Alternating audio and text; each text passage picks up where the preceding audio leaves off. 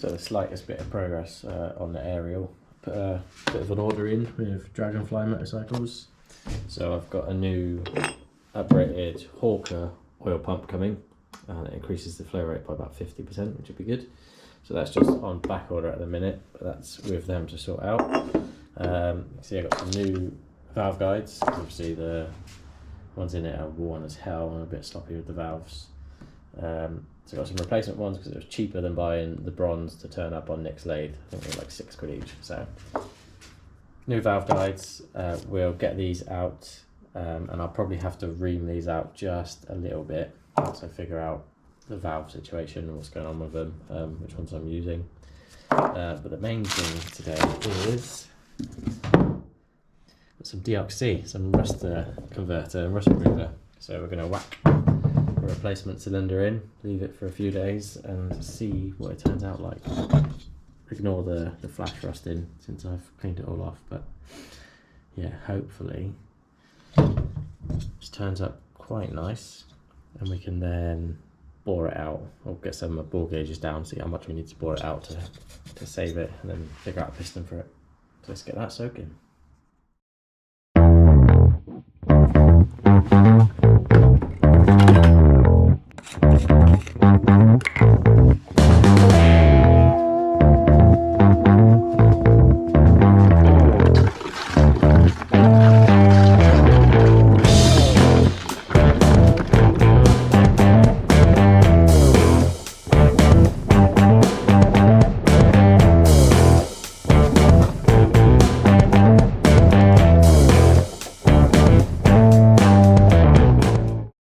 Right, that's in the solution.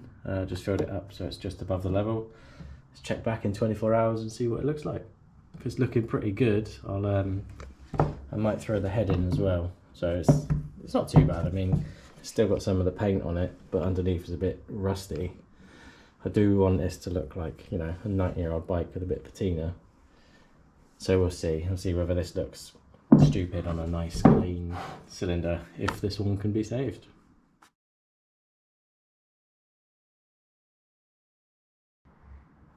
Right, so I've left the head and the cylinder in this DOC rust converter now for 3 days, so hopefully this is all pretty good and rust proof now. So we'll get it out and see what the condition of them is like.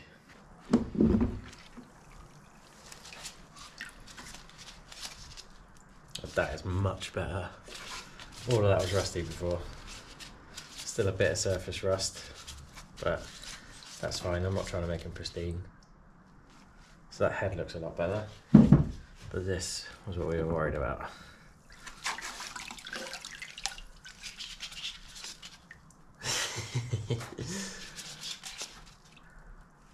Can actually see smooth metal up the bore now. That stuff is brilliant.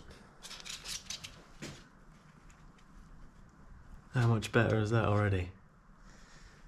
Right, so we're going to give this a rinse down and a clean up. That's good enough to send a hone down, and then we'll measure and see whether we need to go oversize on the bore or not. That's pretty good stuff.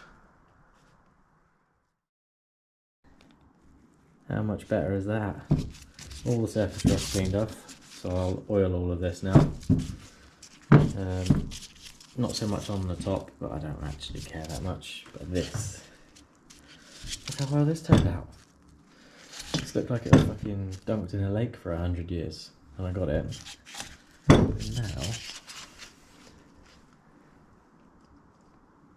metal, actually see metal. There's a little bit of scoring that you can just see there.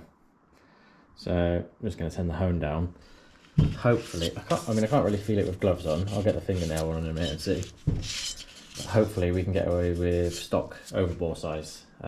So I don't have to try and figure out a piston situation. I can just go up by 30 or 40 thou, get a stock piston, bore it, and then yeah, hopefully get away with it. So I'm just going to send a hone down to try and polish this out, and then we'll get the bore gauges out and have a bit of a measure. But it's looking pretty good.